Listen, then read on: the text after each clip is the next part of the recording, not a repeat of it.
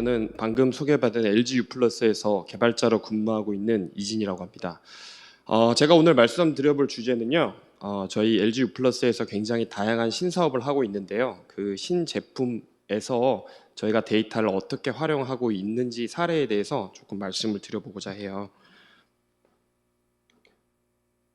네, 간략하게 저는 개발자로 쭉 개발자 외길 인생을 걷고 있습니다. 아마도 여기 계신 많은 분들이 이공계이실 것 같습니다. 네.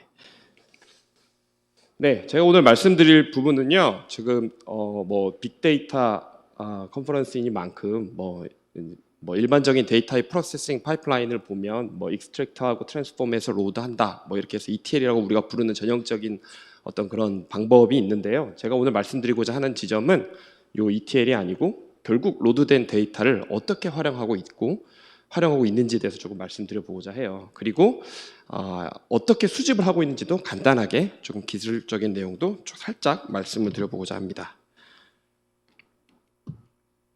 네, 먼저 소개드릴 서비스는요, 한 3가지 정도 오늘 말씀드릴 거고요. 첫 번째는 답다라는 서비스예요. 저희가 한 8월에 출시했고요. 답다는 답장을 받는 다이어리라는 뜻입니다. 지금 그 앱스토어에서 검색하시면 다운받으실 수 있고요. 이 답다라는 서비스는요, 일기를 쓰면 AI가 답장을 해주는 서비스예요. 어떻게 생겼냐면요, 이렇게 생겼습니다. 고객은 이렇게 중간에 보이는 자신의 오늘의 감정을 이렇게 선택을 하고요. 그리고 일기를 쓰면 마링이라고 하는 AI 친구가 나와서 답장을 달아줍니다. 저도 이런 생각을 했어요. 처음에 이 제품을 기획하고 만들 때 AI가 답변을? 그런 생각을 좀 했거든요. 근데 막상 저희가 이제 LLM 많이 오늘 등장했는데요. GPT 모델을 돌려서 이제 아까도 제일 첫 번째 발표에 나왔는데 프롬프트 엔지니어링이 굉장히 중요한데 이제 프롬프트 엔지니어링을 잘 주게 되면 아주 기가 막히게 쓸만하게 답변을 주게 됩니다. 제가 올린 그 일기는요. 이렇게 앱을 런칭했어요 라는 어떤 간단한 일기를 쓰니까 기가 막히게 정말 멋진 일을 해내셨네요 라고 LLM이 답변을 줍니다. 그래서 생각보다 이거 괜찮을 수 있겠는데? 라는 생각을 하게 되었지요. 그런데 여기서 한 가지 궁금증이 하나 생겼어요. 우리가 신제품을 출시할 건데 이 답다라는 서비스가 고객에게 의미가 있는지는 어떻게 알 수 있을까? 그런 고민을 하게 됐습니다. 뭘 보면 될까요? 단순하게 다운로드를 보면 될까요? 접속자 수가 많으면 서비스가 잘 되는 걸까요? 아니면 페이지 뷰가 많이 일어나면 잘 되는 걸까요? 이런 고민들을 하게 되었습니다. 먼저 그 얘기를 하기 전에 조금 NSM이라는 지표에 대해서 조금 얘기를 하고 넘어가야 될 필요가 있을 것 같아요. 우리 노스스타 매트릭이라고 북극성 지표라고 얘기합니다. 각 서비스 기업별로 가장 중요한 단 하나의 지표를 정의하고 있는데요. 페이스북은 월간 활성 유저 MAU라고 우리가 부르고요. 요 밑에 보시는 슬랙은 DAU, 아무래도 채팅 앱이니까 데일리 유저가 중요하겠죠. 아마존, 오늘도 오셨지만 요건 커머스입니다. 아마존인 경우에는 한 달이나 하루에 몇 번 들어오는지는 중요하지 않아요. 구매를 많이 하는지가 당연히 중요하겠죠. 여기 보시는 스포티파이나 넷플릭스 같은 경우에는 방문보다는 얼마나 많은 시간을 컨텐츠에 소비하는데 시간을 쓰느냐가 가장 중요한 단 하나의 지표가 됩니다. 그러면 저희 답다 서비스의 가장 중요한 지표는 무엇일까요? 저희가 생각했을 때는 리텐션, 유지율이라고 생각했어요. 유지율, 리텐션이라고 우리가 많이 부르는데요. 이 유지율이라고 하면 결국은 이런 것이죠. 시간이 지나도 고객이 이 서비스를 계속 사용하는가. 즉, 우리 이 리텐션이 높게 나온다면 이 서비스는 앞으로 잘 될 가능성이 높은 거고요. 리텐션이 낮게 나온다면 이 서비스는 잘 될 가능성이 굉장히 드물겠죠. 안타깝게도 우리 앱스토어에 있는 거의 대부분의 제품들은 유지율이 낮게 나오는 제품들이 많다고 합니다. 그래서 저희가 출시를 이번 8월에 하고 야심차게 리텐션을 한번 지켜봤습니다. 그랬더니 이런 지표를 맞이할 수 있었어요. 우리가 코호트 차트라고 하는데요. 이게 어떤 거냐면 요 X축은 데이 0부터 데이 30일까지, 즉 하루하루 시간입니다. 그리고 요 Y축은 0에서 100까지 시간의 흐름에 따른 활성화된 유저의 비율을 나타냅니다. 즉 시간이 갈수록 당연히 쭉 떨어지는 모습을 볼 수 있겠지요. 여기서 주목해야 될 지점은요. 첫째, 일주일이 됐을 때 약 40%가 전절합니다. 이 정도면 괜찮은 지표인 것 같아요. 좀 더 시간이 지나게 되면 예, 3주가 지났을 때는 약 20%가 남게 됩니다. 이 정도면 뭐 제품 초기니까 뭐 괜찮은 정도다라고 생각을 할 수 있을 것 같아요. 그런데 이 데이터를 보다가 더 재밌는 걸 하나 발견했어요. 이런 차트를 발견했어요. 똑같고요. X축, Y축은. 하나의 차이점이 있다면 이 녹색 차트는 아까 답장을 주는 다이얼이라고 했죠. 답장을 2번 이상 받은 고객이에요. 무엇이 보이시나요? 예. 답장을 받은 고객은 그렇지 않은 고객에 비해서 이 앱에 남아있을 확률이 1.5배 이상 차이가 나는 것이죠. 이 말은 무슨 말입니까? 답장이 어떤 고객에게는 의미가 있다라고 우리가 해석할 수 있겠죠? 네, 1.5배 이상 증가합니다. 그래서 저희가 어떤 액션을 취했냐면요. 우리가 이제 데이터 드리븐 디시즌이라고 하는데 사실 빅데이터를 다루는 가장 큰 중요한 이유는 결국은 올바른 디시즌을 내리기 위함이라고 생각합니다. 이런 액션을 취했습니다. 모든 일기에 답장을 주고 그리고 알림으로 다 알려주자. 이게 왔다고. 그러면 앞서 보인 대로 리텐션이 높아질 테니까. 우리가 한 행동은 사실 이렇습니다. 높은 유지율을 보이는 고객의 행동을 그렇지 않은 패턴을 보이는 고객에게 역설로 제한하는 것이지요. 그럼으로써 유지율을 높게 유도해 가는 것이지요.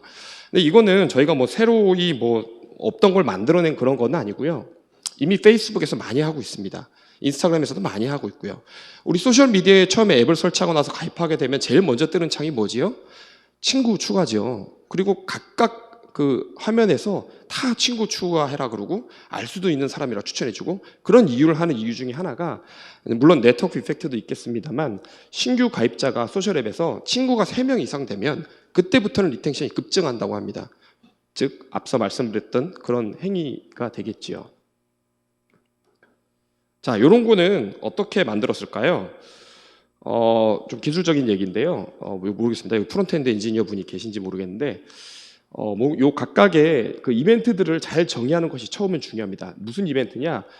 앱을 처음에 설치했을 때, 회원 가입을 했을 때, 로그인했을 때, 등등등 일기를 썼을 때, 답장 받을 때, 등등등 각 화면에 진입했을 때를 이벤트를 잘 정의하는 것이 중요하고 우리는 그것을 텍소노미라고 부릅니다.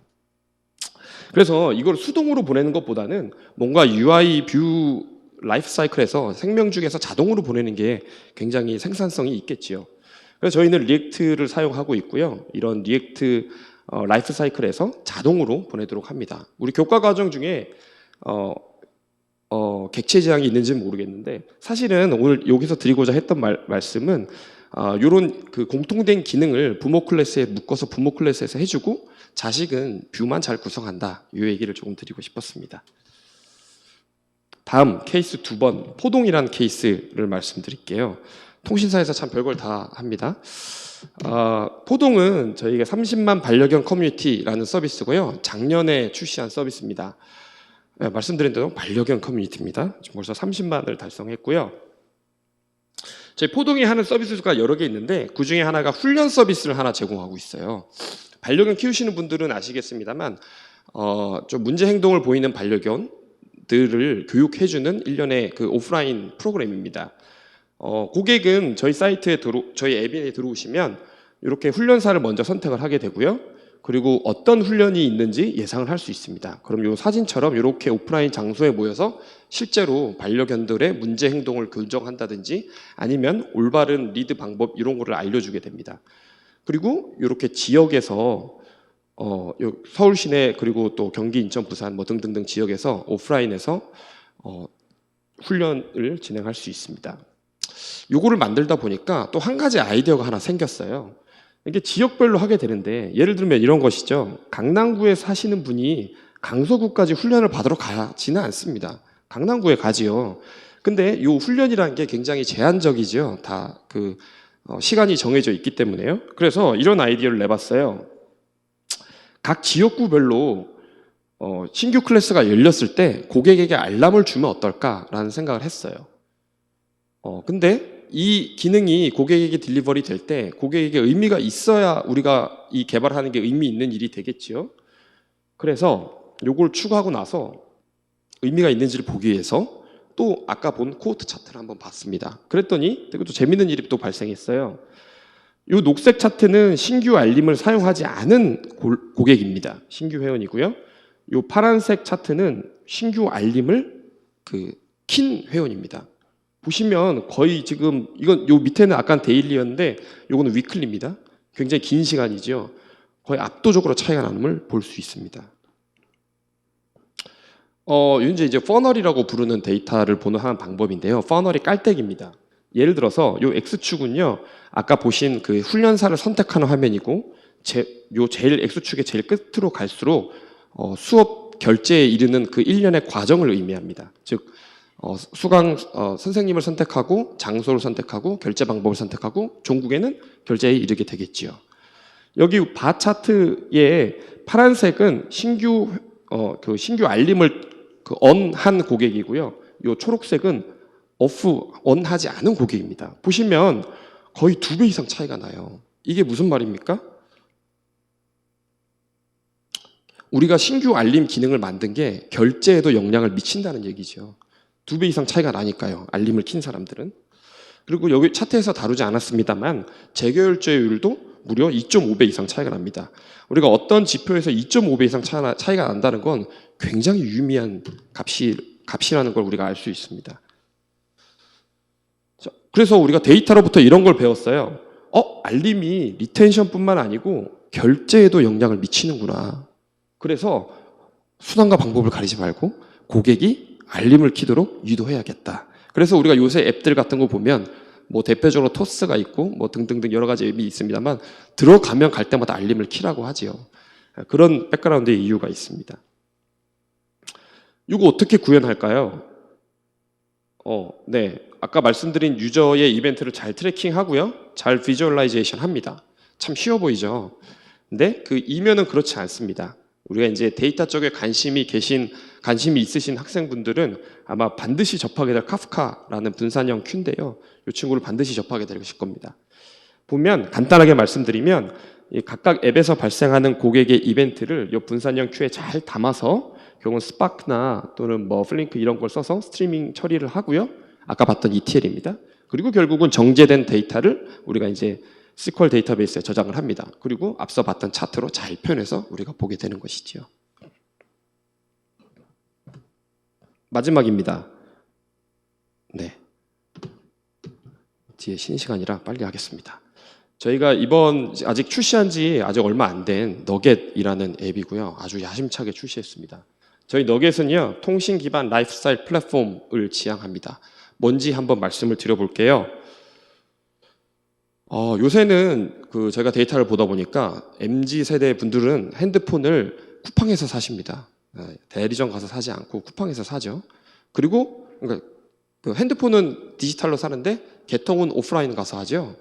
근데 이제는 핸드폰 사시면 오프라인 대리점 가서 하실 필요가 없어요. 와이파이 연결하시고 너겟 받으시고 여기 그 너겟을 통해서 개통하시면 개통까지 5분 안에 디지털로 끝납니다. 온라인으로 끝납니다.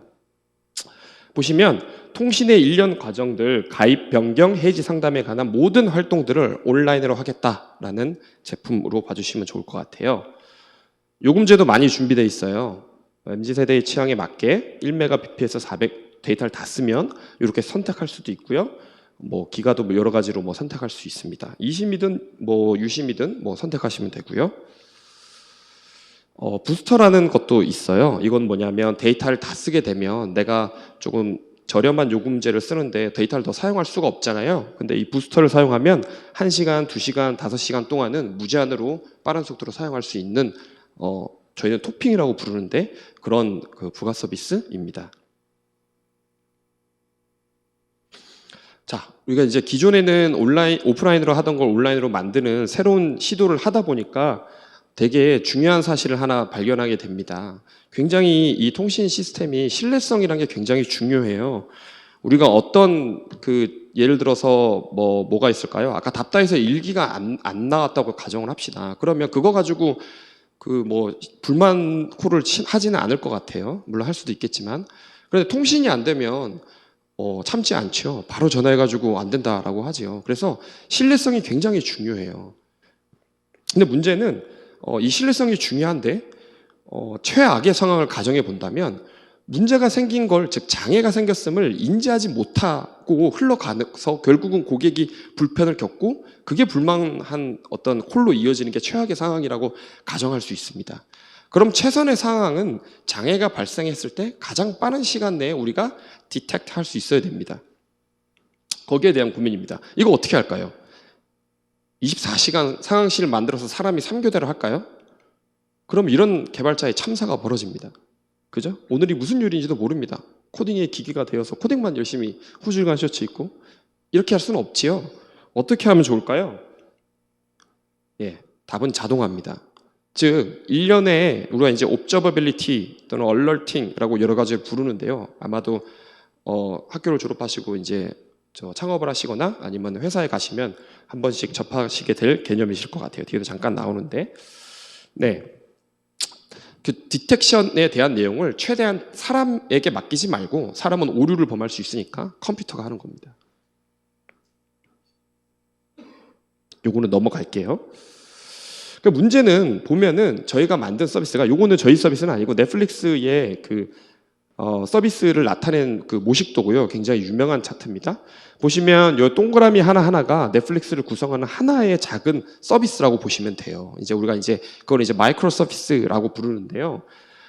보시면 저희 너겟 서비스도 이렇게 구성이 돼 있어요. 문제가 뭐냐면 기존에는 하나 딱 올리는 거를 이렇게 잘게 나눠나니까 너무 봐야 할 게 많은 거예요. 우리가 이거를 이제 컴플렉시티가 증가한다, 복잡성이 증가한다라고 얘기해요. 즉 봐야 될 게 너무 많고 하나 보는데 너무 오랜 시간이 걸려요. 그래서 앞서 잠깐 말씀드린 옵저버빌리티라는 개념이 굉장히 중요하게 등장하는데, 즉 현재 시스템의 상태를 얼마나 빨리 정확하게 알 수 있는가, 이게 굉장히 관건이 됩니다. 그래서 저희는 솔루션을 이렇게 하고 있어요. 이건 저희가 보고 있는 이제 옵저버빌리티 대시보드입니다. 보시면 굉장히 아주 중요한 지표들만 추려놨어요. 이제 저희 이제 AWS를 사용하고 있는데요. 보시면 그 ELB, ALB라고 하는 최종단에서 트래픽을 받아주는 어떤 그 로드 밸런스가 있습니다. 그거의 상태를 이제 시간의 흐름에 따른 리퀘스트 상태를 보고 있고요. 그리고 정상 리스폰스는 이렇고, 4x 리스폰스, HTTP 스테이트 코드가 4x는 이렇고, 나면 안 되는 OX가 좀 낮지요. OX는 이렇게 남을 보고 있습니다. 또 데이터베이스 중요하죠. 데이터베이스는 또 이런 지표들을 쭉 보고 있습니다. 얼러팅도 자동화돼 있어요. 저희는 슬랙을 사용하는데요. 만약에 장애가 생기면 이 데이터독이라고 하는 친구가 사람은 아닙니다. 이 봇이 실제로 여기 보시면 4x error rate is higher than 20% 이렇게 나와 있잖아요. 그러니까 내가 10분 동안 4x 리스폰스가 20% 이상 증가되면 자동으로 리포트를 보내줍니다. 그리고 여기에 응답이 없으면 전화까지 걸어요. 일부 사용자들한테, 일부 관리자들한테. 그리고 클리어되면 자기가 클리어 메시지도 알아서 보냅니다. 즉 이게 클리어되지 않으면 뭔가 조치를 취해준다는 거죠. 즉 과거에 사람이 이제 다 보는 시기에서 자동화된 시기, 자동화해서 처리해서 신뢰성을 가져가려고 하고 있습니다.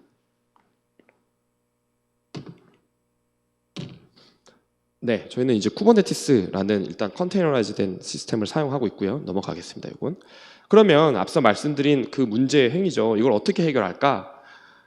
너무 많은 서비스를 봐야 되고 복잡성이 증가했어. 그래서 이걸 해결하기 위한 방법으로 저희는 이제 사이드카 패턴이라고 하는 패턴을 하나 사용합니다. 요것도 한번 기억해 두시면 마주하실 일이 있으실 것 같아요. 사이드카가 뭐냐라고 하면 요 오토바이 옆에 달려있는 요 자그마한 네모난 박스에 바퀴가 달려있는 거, 요걸 사이드카라고 합니다. 즉 오토바이는 하나의 작은 서비스를 실행하는 마이크로 서비스가 되고요. 거기에 어태치해서 모니터링이나 로깅이나 어떤 공통된 작업을 수행하는 그런 컨테이너를 하나 같이 띄우는 패턴을 사이드카 패턴이라고 합니다. 즉 우리가 요거를 하나씩 다 보려고 하지 말고 하나의 서비스가 뜰 때, 부트업할 때 그때 이 사이드카를 하나씩 갖고 뜨면, 그리고 그 사이드카가 장애 상황이나 로깅이나 어떤 공통된 어떤 잡을 잘 게더링해서 그거를 리포트 해주면 아까 말한 복잡성의 문제를 해결할 수 있습니다. 저희는 그렇게 해결하고 있고요. 이거 저희가 대단히 특별한 걸 하는 거 아니고 커먼 패턴입니다. 그리고 이게 유일한 방법은 아닙니다. 데몬셋이라든지 되게 여러 가지 방법이 있으니까 관심 있으신 분들 한번 찾아보시면 좋을 것 같아요. 네, 발표의 결론을 맺도록 하겠습니다. 정확하게 18분 지났네요. 빨리 했네요. 쭉 여러 가지 세 가지 그 저희 신제품, 신서비스에 대해서 말씀을 드렸습니다. 결론을 내려보면 사실은 서비스가 고객 입장에서 볼 때는 상당히 우아한 백조처럼 이렇게 딱 떠 있는 것 같아요. 근데 이 백조가 우아하게 떠 있기 위해서는 발길질을 열심히 해야 되잖아요. 사실은 그 열심히 하는 존재가 저는 개인적으로 LG U+의 의견은 아닙니다. 저는 개인적으로 개발자가 해야 된다라고 생각을 합니다. 근데 그 의미는 또 반대로 개발자가 열심히 발걸음질 하지 않으면 이 백조, 즉 서비스는 우아하게 떠 있을 수 없다라는 뜻도 되겠지요. 결론은 개발자가 중요하다. 예, 아름다운 결론으로 결말을 맺고자 합니다.